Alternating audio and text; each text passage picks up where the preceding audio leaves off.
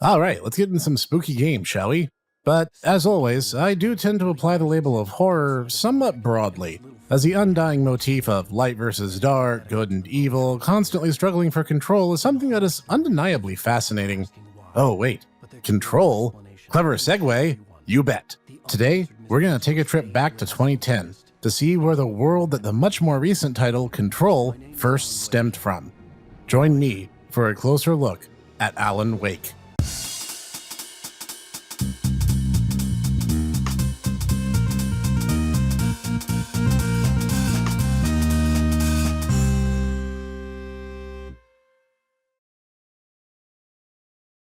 Greetings everyone, this is the Hipster Snek, and today I'm going to take a look at a game that I feel was pretty popular in its time, but has largely since been forgotten in the decade hence, Alan Wake.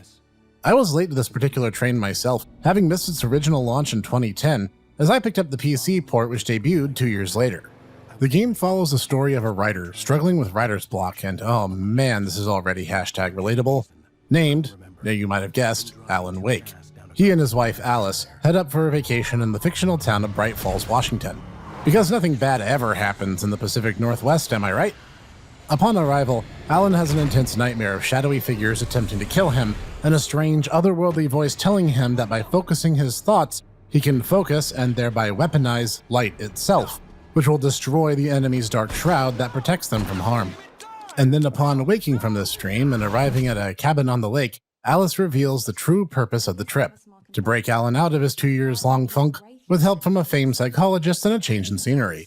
And I gotta say, Alan acts like a total jerk here and just storms out of the cabin just in time to hear his wife scream in mortal terror. He rushes to her just in time to see her pulled into the lake by some unseen force, and then he dives in after her, which is to his credit even if he is still a huge jerk, and then wakes up over a week later, having driven his car off the road. There, in a dark forest filled to the brim with darkness-possessed people known as the Taken, Alan begins finding pages to a manuscript he must have written, albeit without remembering having done so, and the events of which appear to be happening all around him right then.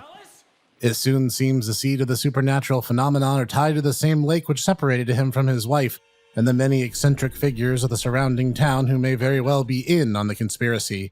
Thus, Alan's mystery begins in earnest. To begin, the game looks great. Even being 10 years old, it holds up.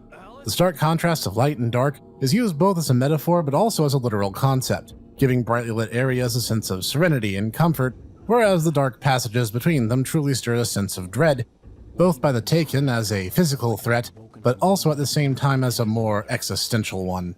What precisely shields us from being like them is somewhat unclear, dare I say, shrouded in these self-same shadows. Which is to say, the enemy designs are simple but effective, at first blush appearing to be just random people who want to take a swing at you, but ever so slightly off somehow. And the fact that the deeper the dark gets, the more twisted, dreamlike, and surreal the world itself becomes to accommodate, it's an excellent touch and a great use of the game's robust lighting engine. And audio-wise, there's a lot to break down here, so bear with me. Because this game was my introduction to the real-world band Poets of the Fall, who even cameo in-game as the in-universe band, the Old Gods of Asgard. And oh my god, the soundtrack is so good. The vocal track War serving as something of the theme song for the episodically paced storytelling throughout, with further amazing songs like The Poet and His Muse and Balance Slays the Demon, if you count the DLC and sequel story American Nightmare, the absolute show-stopping number Children of the Elder Gods. Even without benefit of the band, the game's audio design is fantastic, with strong backing tracks for every situation ranging from the atmospheric tinge of ambience to high-throttle action tracks to get your heart racing as everything comes tumbling down around you. I'm not even joking when I also mention that the novelty song Coconut plays many times throughout the game. And the voice cast is divine, special props going to Matthew Porretta, Alan's voice actor and bass model in particular. This is just so incredibly well done. I must tip my non-existent hat to the team responsible, so well done, gentlemen. And broadly speaking, Alan Wake is split up into two major segments, action fields and the story bits where Alan interacts with normal people in daylight hours, though normal being somewhat subjective in this case. The game wastes very little time throwing us into these combat segments, so let's talk about those first. While in dark areas, Alan has 2 weapons to his name and must utilize them to the best of his abilities to make it through.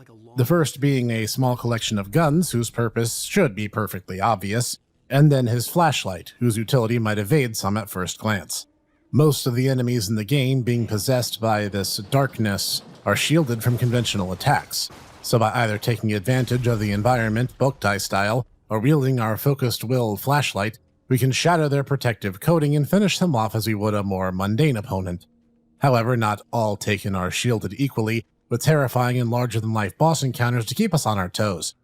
Oftentimes, you'll have to think on your feet and not only avoid incoming damage, but activate puzzle mechanics in order to open up the opportunities in order to turn your situation around.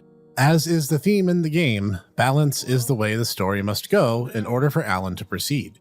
Your ability to go on the attack is limited by ammunition, obviously, and those video game batteries that last literal minutes, the rate of which they are depleted increasing greatly whenever you're in focus. While difficulty influences how often these drops come about, it's important to be eagle-eyed and not only seek them out, but also the scattered pages of Alan's manuscript, named Departure, which will serve as not-so-veiled warnings of danger to come and what you might expect from them. After clearing out an action segment, you'll get a breather segment, where Alan is more free to talk to people in Bright Falls, seeking out information and getting a better handle on his situation. This is helped somewhat by a TV show-like formatting, with the game broken up into individual episodes, each punctuated by a different closing theme song, and each new episode being introduced with a recap of important knowledge gleaned in the previous chapter, akin to the last time on show segments. This not only helps break up the game's pacing more naturally, it also makes the episodic-style DLC chapters fit in a bit more logically. Oh, speaking of TV shows, there's numerous Easter eggs throughout both action and information segments, like the Twilight Zone-esque Night Springs, which take some time out to allow you to reflect on various what-ifs that may or may not be tied directly to Alan's own current plight. The first one I encountered, and I don't think they're randomized, at least they don't appear to be, was the episode Quantum Suicide, where a physicist creates a machine that, while under its influence, he literally could not die, and how the arrogance that stemmed from it ultimately resulted in his own demise, both in other timelines and ultimately in his own. Also, Alan Wake's story as a whole was served up with a prequel miniseries on YouTube, Bright Falls, free to watch at your leisure to help set up what you're liable to find in the game proper. But getting back on track, that's the essential loop. The bright segments being your chance to gather your wits and learn what you need to push ahead, and the night segments being battles for survival against the Taken. And since I'm not going to dedicate a singular video to it, let's talk briefly about the sort of sequel, Alan Wake American Nightmare. I feel this game is very harshly panned due to a looping story format where Alan travels between the same handful of places time and again, slowly correcting his missteps with each subsequent pass, until he's finally able to save the people he's met along the way, able to save them from their original victim status. At first, when playing through, I wasn't entirely certain where it was all going, and at the risk of spoilers, it all culminates really well, and I feel that the build-up is earned. In a way, it's like a more action-oriented PT, just, 10 years prior to PT making the looping thing hot. And that's all I'll say on that, at least for now. So, all that said, what did I not like? Well, not having any kind of word on a sequel or follow-up for 10 years was not my idea of fun, especially since the hidden Easter egg in Children of the Elder Gods promised us a follow-up at the tail end of American Nightmare, years before we finally got to go to the town called Ordinary. And that in itself is the good news. All I wanted was more, and more is yet to come. Not only is Control the spiritual and literal successor, as memos found in the game reference directly the events of Bright Falls, but also illustrates a larger world with even more strangeness yet to be unraveled. Plus, we learned at the end of 2020 that an Alan Wake TV series is still in the works, so more story is still coming. So I guess in the downtime, I'll need to learn to control my own wake now, won't I? It's forced, I apologize. All in all, Alan Wake is still a solid game to this day, DLC and American Nightmare included. If you want to pick it up for yourselves, it's available on Steam and several other platforms now, with rumors of remakes and HD ports coming in the near future, which I hope ultimately turn out to be true. And this has been the Taken Snek, shining a light on a forgotten gem anew for you all today. Did you like today's episode? Hit the like button, and to ensure balance, also be sure to tap the subscribe and bell icons too so you'll never miss a one. Join me here 5 days a week for obscure reviews, Let's Play Snek Tech, and the new YouTube home of the Tomodachi Bros Anime Podcast. You'll never know what's coming next, but I will see you there.